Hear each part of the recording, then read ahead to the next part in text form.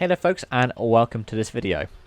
Now, I haven't really talked about endurance racing much on this platform, and I know that seems a bit ironic given that I've done 3 videos on Le Mans in the past week, but I usually don't. I covered the Rolex 24 Daytona earlier this year, and I typically cover, well, since I've been doing motorsportsy stuff, Le Mans, and I talk about endurance racing. I do some sim racing, endurance racing, but to be honest, I don't watch much of it.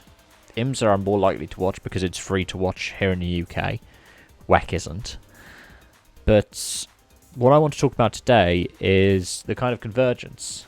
And I touched on it a bit yesterday, actually.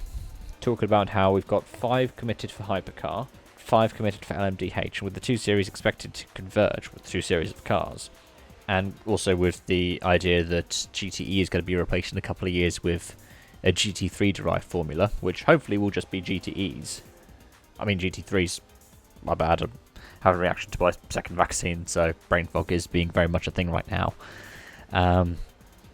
Yeah, hopefully that means that we're going to see more and more affordable racing and more manufacturers aiming to compete at the highest levels of endurance racing, which will be spectacular. And more private teams as well, who feel like it's a profitable expedition.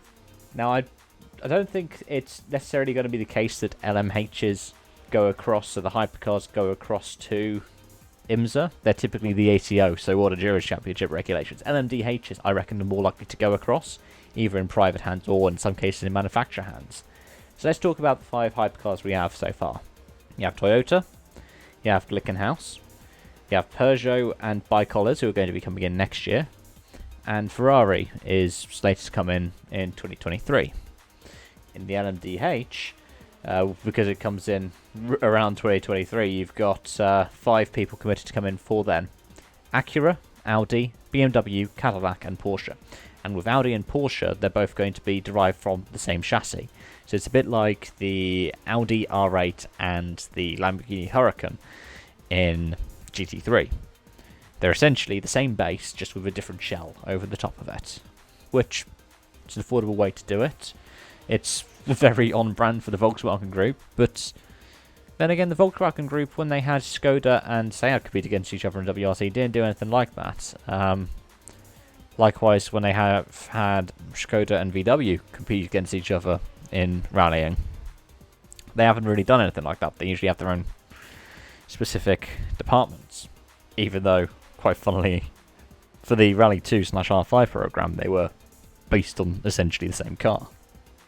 But yeah, we've got 5 lots seemingly committed to 2023, but yeah, we've got 2022 it should be, so next year should be when we start seeing these next lot all coming in. And I just wanted to talk about this for a couple of seconds because I think that's really cool for endurance racing. And especially with LMDH seeing the likes of Cadillac going across to the World Endurance Championship with a design where the concept looks strikingly similar to the 9X8. Yeah, Toyota's Hypercar, because it's got no wing. It's got more of a shark fin, as in it's a shark fin that goes up and horizontally rather than slanted down the back of the car. I'll be interested to see what BMW produce. I'll be interested to see what the Multimatic Audi Porsche lot produce. I'll be interested to see what Acura does. And at the same time with the rest of the Hypercars as well, I'll really look forward to seeing what comes on with that as well. At the end of the day, what matters to me is that these things are a bit more affordable, and there's more opportunities for manufacturers to get involved and more opportunities as well for private teams to get involved. The height of endurance racing happens when it's affordable for people who are gentlemen drivers, or even people who are professional drivers but don't have the same kind of funding. It's affordable for them to get in, find a drive in any class that's competitive. And if it means that we have a completely filled out pack for Le Mans, with so many of them in the highest brass, that's good for Le Mans. Same for Daytona. If we get to that kind of point, that is brilliant. But as always, let me know your thoughts in the comment section down below. Thank you so much for watching, and I hope to see you again soon. Bye bye for now.